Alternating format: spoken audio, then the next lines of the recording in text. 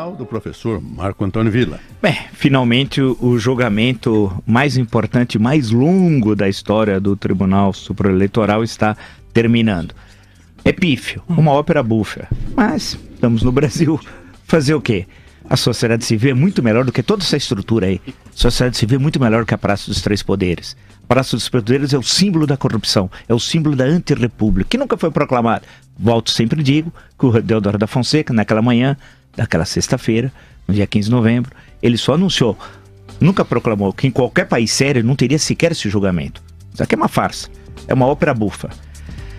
E já eu prestei um pouco de atenção nesses dias no relator Herman Benjamin, mas fui conhecendo todas as informações, aí certo, foi tão longo que eu ficava observando outras coisas ali. Já que sabia o resultado, porque a gente já sabe o resultado do julgamento antes do julgamento. Isso é o Brasil. Parabéns à Justiça Eleitoral. Parabéns, hein? A gente já sabe o resultado antes. E eu fiquei observando o crucifixo que está lá. Não pode ter o crucifixo. Então já tem uma inconstitucionalidade naquele espaço. Não pode ter crucifixo porque o Estado brasileiro é laico, não é uma religião.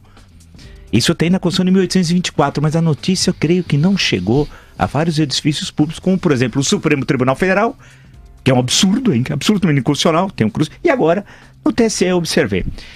Eu ficava me distraindo, porque eu já sabia o resultado, não tinha nenhum problema. Aí fiquei observando a decoração pavorosa de um mau gosto, como dizia antigamente nos anos 60, cafona. Horrível aquilo lá, um lixo e um prédio modernoso do Niemeyer que custou na época 135 milhões de reais. Aquele prédio modernoso enorme, pra nada. E essa decoração interna cafonera, que é uma contradição até com a arquitetura do Niemeyer e tal. Outra coisa, a falsa cortesia, a hipocrisia dos ministros, eles são hipócritas. Quando Gilmar Mendes se dirigiu ao relator Benjamin, disse assim: há um encantamento meu com seu voto, estou encantado. Era tudo mentira. Tudo mentira, eles são hipócritas. Hipócritas. Era uma farsa entre eles, trocando elogios. Eu adoro o senhor. Pô, nós viajamos até no monomotor. Ontem eu soube que eles viajaram no monomotor. Que lindo. Em Águas de São Pedro.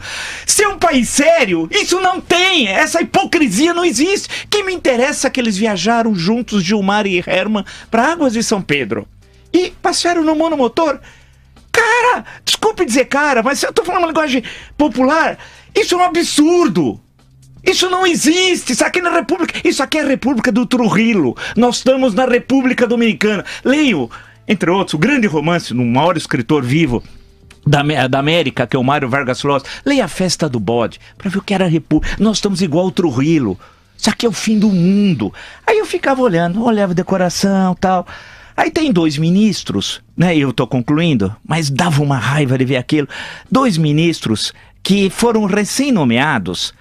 O senhor Adimar com A, Gonzaga, e o senhor Tarcísio Vieira de Carvalho. Foram um nomeado em março, outro em abril pelo Temer. Eles não se sentiram impedidos de votar.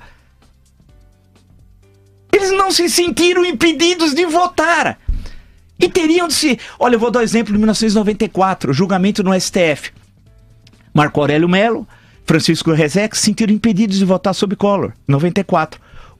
Por ter sido, era primo e ter sido designado pelo Collor, e o outro, Francisco Rezec, por ter sido ministro das Relações Exteriores e renomeado por STF, no caso na história, pelo Collor tal. Se sentiram impedidos. Esses dois, a história não os absolverá. Adimar Gonzaga, Tarcísio Vieira de Carvalho, vão votar em defesa do presidente, não se sentiram impedidos. E por fim, não sei se por fim, a sustentação oral, no começo. É uma farsa a sustentação oral.